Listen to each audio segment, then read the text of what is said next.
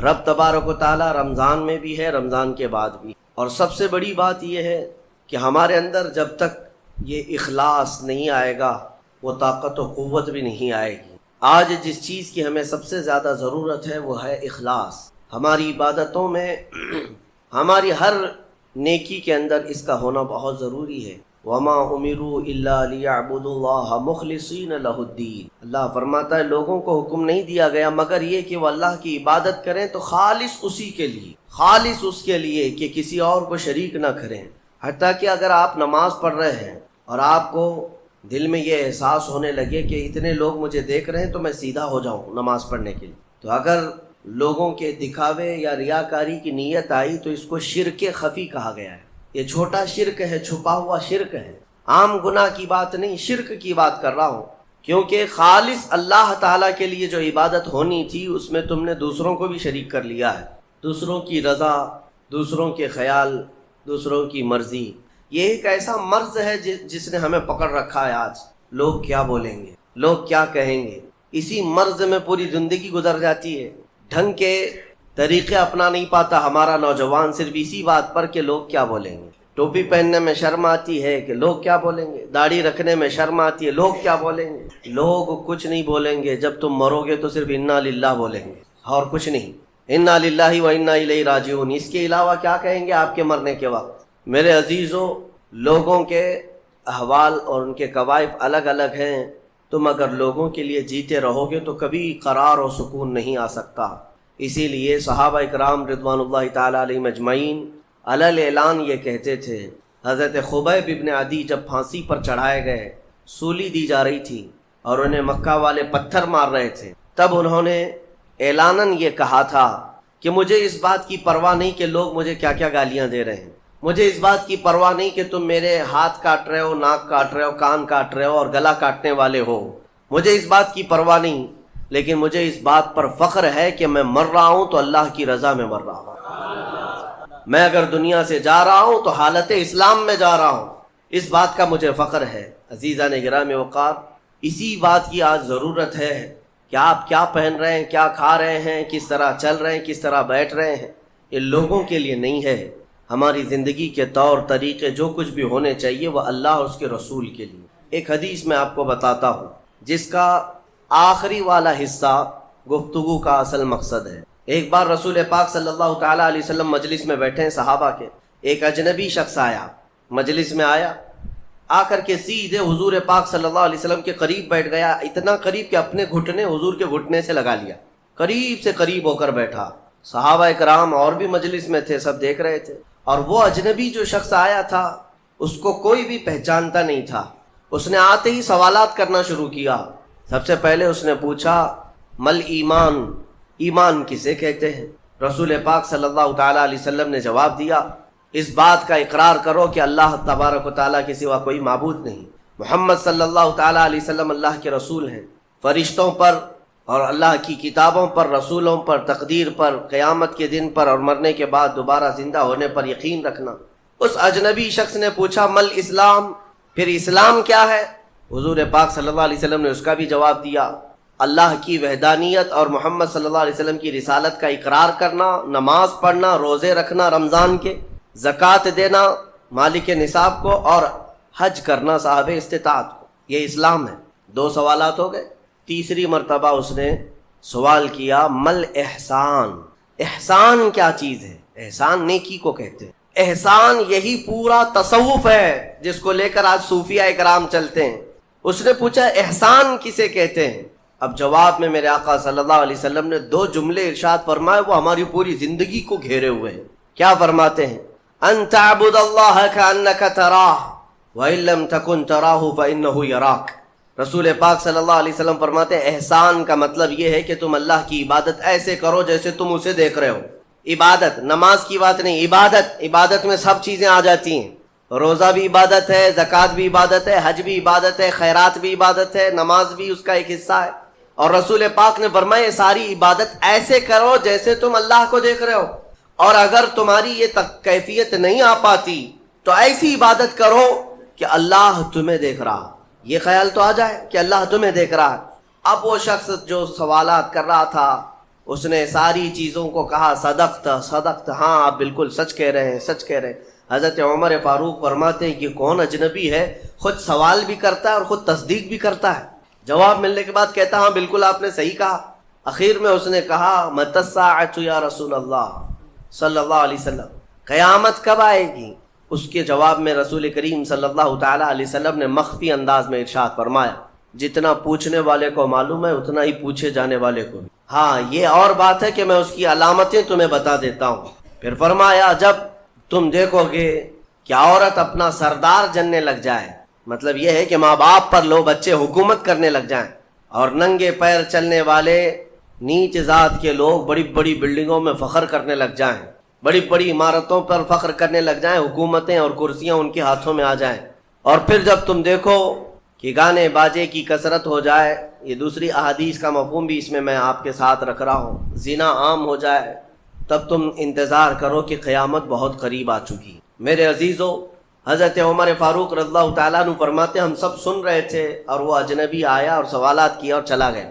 حضرت عمر کہتے ہیں میں فوراً مجلس سے اٹھ کر باہر گیا کہ اس کو پکڑ کر کے پوچھوں کہ اتنے اہم سوالات کہاں سے لایا تھا، لیکن رسول پاک صلی اللہ علیہ وسلم نے مجھے بلایا، ادھر آؤ عمر، وہ کوئی مسافر نہیں تھا، وہ جبرائیل امین تھے جو تمہارا دین سکھانے آئے تھے۔ اتاکم جبرائیل یعلمکم دینکم، وہ تمہارا دین سکھانے تمہیں آئے تھے۔ بہرحال یہ حدیث جبرائیل اس کو کہتے ہیں۔ اس میں جو لفظ آیا ہے کہ تم اللہ کی عبادت ایسے کرو جیسے تم اسے دیکھ رہے ہو، یہ ہماری پوری زندگی کا حصہ ہونا چاہیے، پوری زندگی کا حصہ۔ اسی لیے میرے آقا صلی اللہ تعالیٰ علیہ وسلم سے سوال کیا گیا تھا، صحابہ نے پوچھا دنیا کی طاقتور چیزوں میں بڑی طاقت والی چیز کون سی ہے؟ ترتیب وار حضور اکرم صلی اللہ تعالیٰ علیہ وسلم نے ارشاد فرمایا لوہا ہے، لوہا بہت مضبوط چیز ہے۔ صحابی نے پوچھا کیا اس سے بھی زیادہ طاقتور کوئی چیز ہے؟ کہا ہاں اس سے بھی زیادہ اگر طاقت آگ میں ہے، کیونکہ آگ لوہے کو پگھلا دیتی ہے۔ پوچھنے والے نے کہا کیا آگ سے بھی زیادہ طاقت کسی میں ہے؟ حضور نے فرمایا ہاں پانی میں ہے، پانی آگ کو بھی بجھا دیتا ہے، پانی کی طاقت بہت زیادہ ہے، سونامی پانی ہی سے تو آتا ہے۔ اور اس کے بعد پھر پوچھنے والے نے کہا کیا پانی سے بھی زیادہ طاقت کسی کی ہے؟ آپ صلی اللہ علیہ وسلم نے فرمایا ہاں دنیا میں سب سے زیادہ طاقت ہوا کے اندر ہے، وہ پانی ہو کہ لوہا ہو کہ آگ ہو، سب کو ہوا اڑا لے جاتی ہے، اور ہوائیں جب جوش میں آئیں یا جلال میں آئیں تو بڑے بڑے پہاڑ بھی کھسک سکتے ہیں۔ ہواؤں کی طاقت کا اندازہ تم نہیں لگا سکتے، گھروں کی چھتیں اکھاڑ لیں گی اور لوگوں کو تہس نہس کر دیں گی ہوائیں اگر جلال میں آئیں۔ تو پھر پوچھنے والے نے پوچھا کیا اس سے بھی زیادہ طاقت کسی کے اندر ہے؟ حضور پاک صلی اللہ علیہ وسلم نے فرمایا ہاں ایک چیز میں ہے اور اس سے زیادہ پھر کسی کی چیز میں نہیں۔ پوچھا وہ کیا ہے؟ میرے آقا صلی اللہ علیہ وسلم فرماتے ہیں اس ہاتھ میں ہوا سے زیادہ طاقت ہے جو اللہ کی راہ میں عطا کیا تو دوسرے ہاتھ کو خبر نہ ہو۔ یہ اخلاص والا ہاتھ، اخلاص والا ہاتھ کہ اسے خود خبر نہ ہوئی ہو کہ اس نے اللہ کی راہ میں دیا ہے تو کتنا دیا، کیسے دیا۔ میرے عزیزو یہ اس کو اخلاص کہتے ہیں، یہ خالص اللہ کے لیے دیا، خالص اللہ کے لیے دیا، اس کی طاقت بہت زیادہ ہے۔ اب آپ کو میں وہ نکتہ بھی سمجھا دوں، اولیاء اکرام کی کرامتیں سنتے رہتے ہیں، میاں وہ کیا کھا کر کے اتنی طاقت بنائے تھے۔ غوث پاک رضی اللہ تعالیٰ عنہ بغداد میں بیٹھے ہوں اور دریا میں اگر سیلاب یا طوفان آ جائے اور کشتی بھنور میں پھنسنے لگے تو کئی واقعات ہیں کہ کشتی میں بیٹھے ہوئے مسافروں نے دیکھا کہ غوث پاک تشریف لائے، ان کی کشتی کو سل دیا، سنبھالا۔ جن کشتیوں میں پھٹن تھی یا پانی آ رہا تھا، یہ طاقت کیسے، یہ تصرف کیسے ان کے پاس حاصل ہوا؟ کوئی کھانا پانی ایسا ہے دنیا میں جس کو کھانے کے بعد اتنی بڑی طاقت مل جاتی ہے؟ میرے عزیزو یہ اولیاء کاملین کے پاس جو بھی طاقت تھی وہ اخلاص کی طاقت تھی، وہ جو عمل کرتے تھے وہ خالص اللہ کے لیے کرتے تھے، خالص اللہ کے لیے، اور وہ اپنے آپ کو تک فنا کر چکے ہوتے اللہ رب العزت کی بارگاہ میں۔ اسی لیے میرے عزیزو ان طاقتوں کے سامنے دنیا کی کوئی طاقت ٹک نہیں پاتی، اخلاص کی طاقت۔ آج تم کر کے تو دیکھو، اللہ رب العزت کی بارگاہ میں اگر مخلص ہو گئے تو شیطان جو چیلنج کر کے آیا تھا اللہ کی بارگاہ میں، لَأَقْعُدَنَّ لَهُمْ صِرَاطَكَ الْمُسْتَقِيمَ، مولا میں تیرے سیدھے راستے پر بیٹھ جاؤں گا، جو بھی تیرے سیدھے راستے سے گزرے گا میں اس کو بہکاؤں گا، کبھی دائیں جانب سے، کبھی بائیں جانب سے، کبھی آگے سے، کبھی پیچھے سے۔ قرآن کی آیت میں بتا رہا ہوں آپ کو، 8ویں پارے میں اللہ نے فرمایا، شیطان یہ چیلنج کیا اللہ سے، قیامت تک تو مجھے مہلت دے دے، میں تیرے بندوں کو بہکاؤں گا۔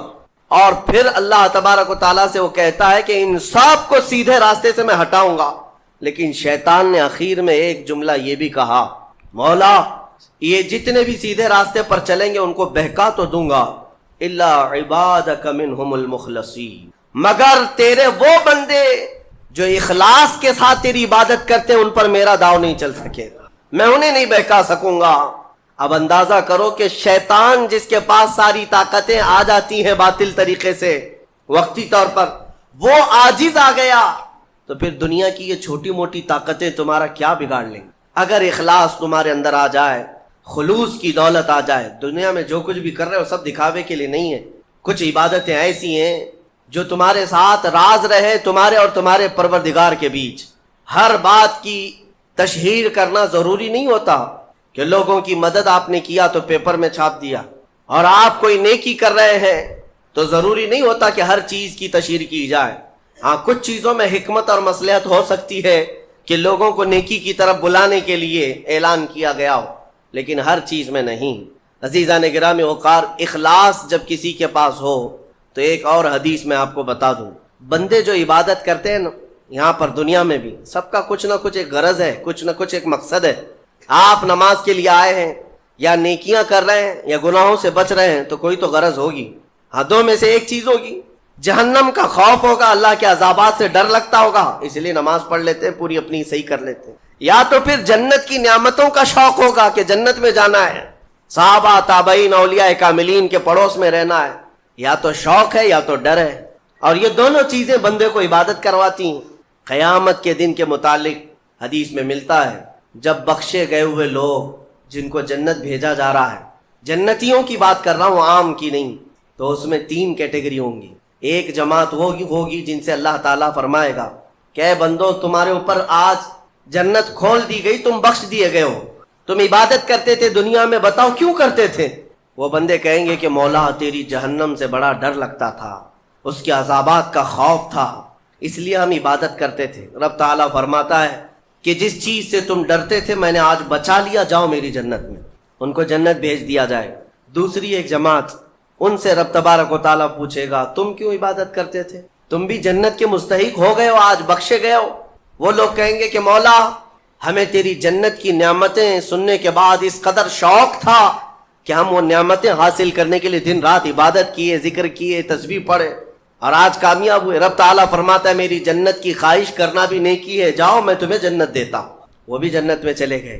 تیسری جماعت تھی، ان سے پوچھا جائے گا تم کیوں عبادت کرتے تھے، تم بھی آج جنت کے مستحق ہو گئے۔ وہ کہیں گے کہ مولا ہمیں تیرے جہنم کے عذابات کی بھی پرواہ نہیں، اور نہ ہی تیری جنت کی نعمتوں کی خواہش، بلکہ ہم تو صرف اور صرف تیری رضا کے لیے کرتے تھے، تو راضی ہو جا، ہم جنت و دوزخ کے لیے نہیں۔ تو رب تبارک و تعالیٰ فرماتا ہے کہ یہ میرے مخلص بندے ہیں، خالص پیور اللہ کے لیے کرتے تھے۔ رب تعالیٰ فرماتا ہے جاؤ میں تم سے راضی ہو گیا، تم بھی جنت میں جانے کا حکم دے دیا جائے، لیکن فرمایا گیا وہ جماعت رک جائے گی، وہ کہیں گے نہیں ہم جنت میں نہیں جائیں گے۔ ایسا بھی کوئی ہے، وہ کہیں گے کہ مولا اگر ہم جنت میں جائیں گے تو اندر جو جنتی ہیں وہ ہمیں تانا ماریں گے، تم بھی جنت کے لیے کرتے تھے اور بولے کچھ اور ہو، بدلہ تو تم نے بھی لے لیا عبادتوں کا، ہمیں اپنی عبادتوں کا بدلہ نہیں چاہیے۔ رب تبارک و تعالیٰ فرماتا ہے میری رضا یہی ہے کہ تم جنت میں چلے جاؤ، میں تم سے راضی ہو گیا،